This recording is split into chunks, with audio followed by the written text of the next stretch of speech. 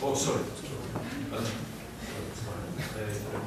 Analysis of cases of post-operative bowel obstruction. Yeah. Thank you very much. Good afternoon, ladies and gentlemen. Yes, now, to be honest, now, I've been suffering from the mental stress from the accept of my paper to this Congress because it must be against your textbook from the United States or Europe. So at the moment, I'm talking about the how to treat bowel obstruction, and I would like to suggest some traditional method in Japan. Yeah, in Europe or the United States, textbook is teaching, especially in Europe, early operative treatment is imperative, especially with the complete bowel obstruction.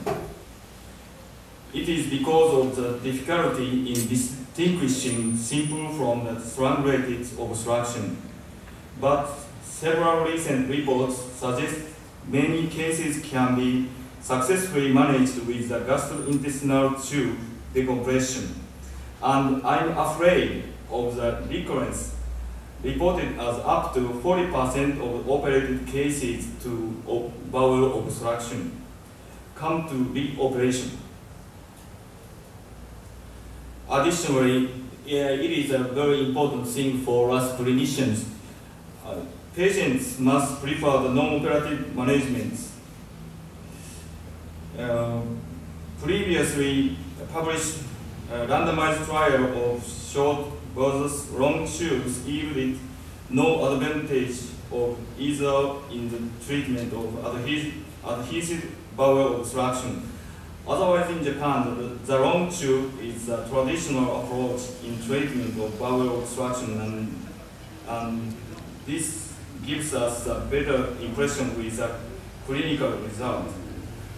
In order to assess the clinical effect of non-operative procedure, especially a long tube and timing of operation, a consecutive series of cases of bowel obstruction were analyzed retrospectively.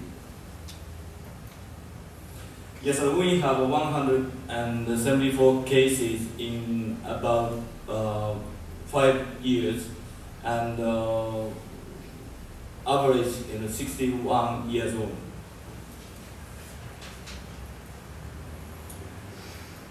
Adhesions from previous abdominal operations are the most common causes of mechanical bowel obstruction in our study. 111 cases of post-operative adhesive obstruction have entered this study. About half of the cases occurred after previous operations in the upper abdominal cavity. This is different, so much different from the cases of previous reports. More than half of them were after previous chronic or gynecologic operations. I don't know the reason. This is a clinical flow chart of my study at the moment. Diagnosis of bowel obstruction was made with the clinical signs and symptoms and with upright plain abdominal films. Among 111 cases, only 5 cases were diagnosed initially as strangulation and underwent immediate operation. The rest 106 cases besides were applied for each non-operative management. In 75 cases, obstructions were successfully treated. The indications for operations were lack of clinical improvement or peritoneal signs or findings of the intestinal study, and choice of management depended on the attending doctors. The efficiency of non-operative management is demonstrated on the slide. Cases were applied initially for nasogastric tube, so short tube, and secondly for a long intestinal tube, required operations in a significantly larger part of them than cases with any other non-operative management. In my impression, a part of this group might be avoided operations initially with a long intestinal tube.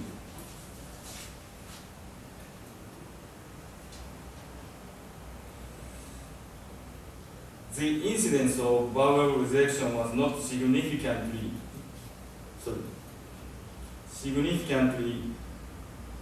affected by preoperative management.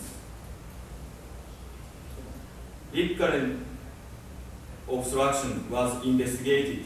We had 24 cases of recurrence, as much as 15 cases after previous management with nasogastric tube saw recurrent obstruction.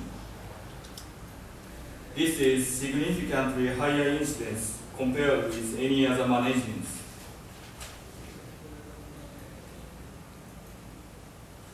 We routinely perform the intestinal study through the long intestinal tube. With it, we can get good information about the location and pattern of the obstruction. This classification is a very traditional one in Japan, demonstrated on every Japanese textbook, even for students. This makes it clear to understand the data on the last slide. Among cases of successful treatment with nasogastric tube, we might miss some cases classified as type 2 or 3.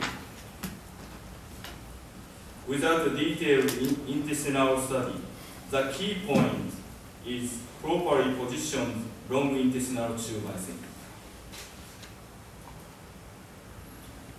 Advantage of the long intestinal tube is at first, effective suction and decompression close to the point of the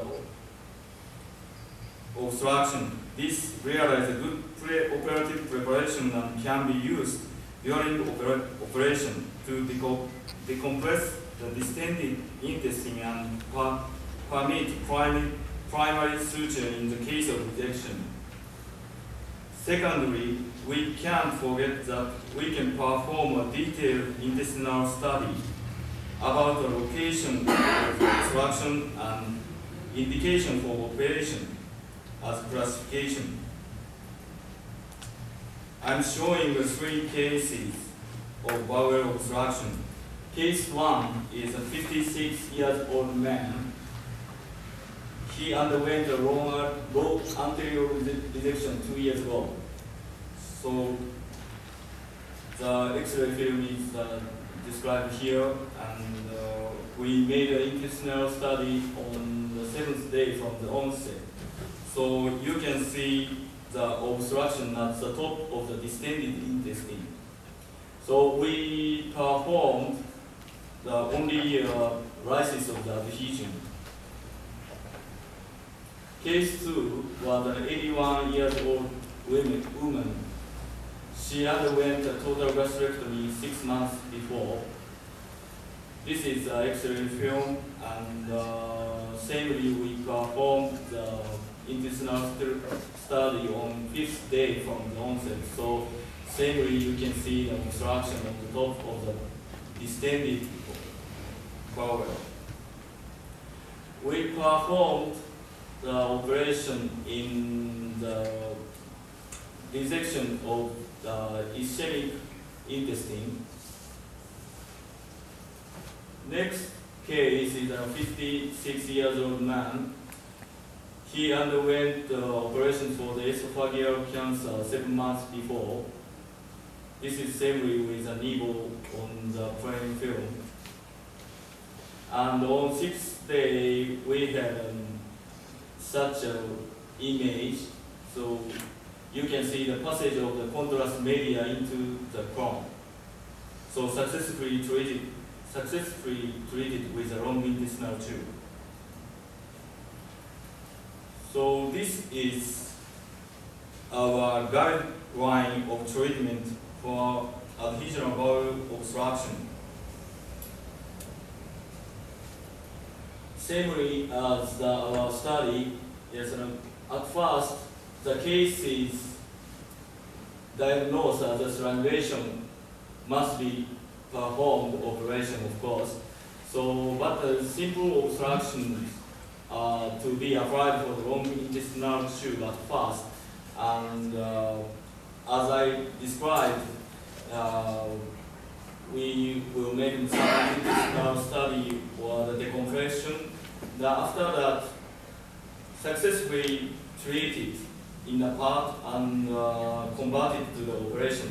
So, but it is the most important thing is cases which is successfully treated with a long intestinal tube might be converted to the operation because it is classified to the type 2 or type 3. Thank you very much.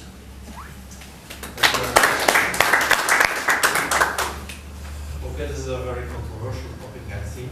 I suppose there will be some comments or questions. I definitely miss ultrasound examinations to look for any indications that might necessitate surgery in the earlier stages. Yes, and I checked several reports, included some randomized study comparing conservative study and conservative treatment and surgical treatment were among the some conservative treatment. So, but there has been no significant difference. I read.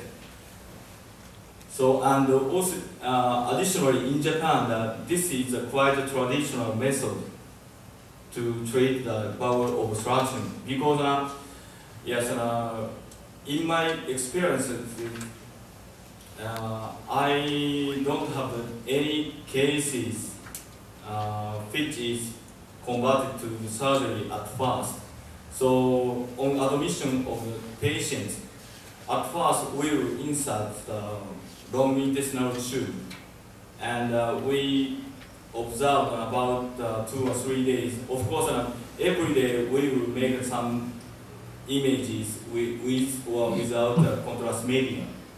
Yes, and with a good impression, of course, we will continue my observation for the patients. So, but as I described, if you feel some consciousness, for example, the lack of the clinical improvement, so we have to convert patient to the surgery. So, but it is a very important but very difficult problem, I think. So, I think the randomized study at the moment is necessary, I think. Okay, the point, of course, is that all this policy is based on the reliability of the initial diagnosis of strangulation obstruction. And it's not totally reliable. And in your series of conservative approach, you had to resect ischemic intestinal in some cases. Maybe it could have been avoided by the earlier operation. So we have an intermediate, we had 1 or 2 years policy, a little bit intermediate one between patients who operate immediately on every small intestine obstruction, and the other ones they have a more conservative approach. Now we are coming back to, in many cases, to a more aggressive approach. And I think that the CT scan can help also, because when you have a very dilated small bowel with the transitional areas very clear, you can almost see the stains and so on. In most cases, it won't help to wait and so on, and you will lose benefit. But I think that the clinical evaluation is very, very important, and the danger remains that you have ischemic bowel, and when waiting, so even when decompression, will have ischemic or sometimes necrotic bowel to resect, so it's a little bit dangerous. Yeah, so, but I would like to make an addition, because one thing is recurrence of the bowel obstruction after the operation is highly reported, up to 40%. So this is a big point, I think. No other question? Okay, the last one.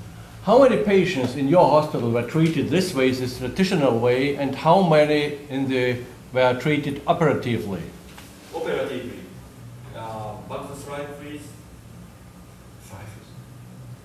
In this year was 5. How many cases? 5. Only 5? No, 35, I think. 35? Yeah, in this study. And how many operatively? No.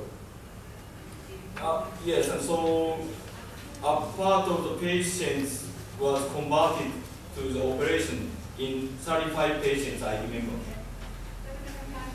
And how often you have to switch from the traditional method? Yeah, in my mind, I can say once in 5 patients, I think. Okay. Thank you. Thank you very much. Now it's time to move to the last presentation. Esophagus cardiac resection.